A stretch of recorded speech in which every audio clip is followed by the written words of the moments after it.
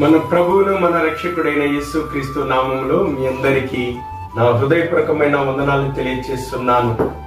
సత్యం haven ministry ద్వారా ఈ దినము మన యొక్క అంశం దేవుడు ఎవరు. దేవుని ప్రజలారా, ఈ మాట వింటూనే మనకి ఎన్నో ఆలోచనలు, ఎన్నో సందేహాలు మన జీవితాలకు వస్తాయి. దేవుడు ఎవరు? ఆయన ఆత్మై ఉన్నాడు. మొట్టమొదటగా మనము తెలుసుకోవాల్సింది ఏంటంటే, దేవుడు, ఆ పరమాత్ముడు ఆత్మస్వరూపము కలిగిన వాడు. యోహాను సువార్త 4వ అధ్యాయం 24వ వచనం, దేవుడు ఆత్మ గనుక. దేవుడు ఆత్మ.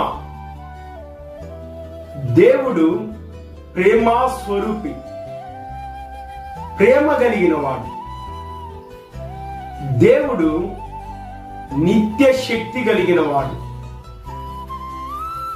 దేవుడు ఉన్నవాడు, అనువాడైన దేవుడైన దేవుడు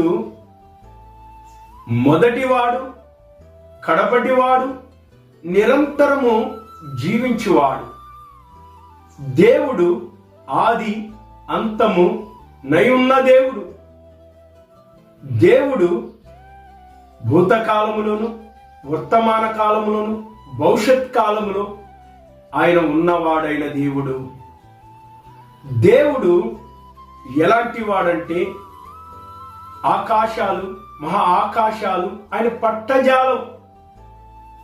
దేవుడు సమీపించరాని తేజస్సులో వశించు అమరత్వము కలిగిన వాడు దేవుడు. దేవుడు కృప కనికరము కలిగిన వాడు, కరుణామయుడైన దేవుడైన, మహాగణుడు, మహోన్నతుడు, మహాపరాక్రమశాలి అయిన, భీకరుడైన దేవుడు అయిన, అద్భుతకరుడు, ఆశ్చర్యకరుడు, బలవంతుడైన దేవుడైన, నిత్యుడగు తండ్రి, సమాధానానికి అధిపతి అయిన దేవుడైన.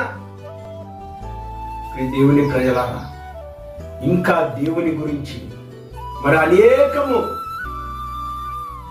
సృష్టికర్త అయిన దేవుడు, సృష్టికర్త ఆకాశాన్ని, భూమిని, సముద్రాన్ని, గాలిని, అగ్నిని, అందులో ఉన్న పంచభూతాలను కలగజేసిన దేవుడు సృష్టికర్త అయిన దేవుడు. అనాది కాలములోనే ఉన్నాడు దేవుడు. అత్యున్నతమైన సింహాసనం మీద ఆసీనుడై ఉండి, సింహాసనం చుట్టూ 24 పెద్దలు,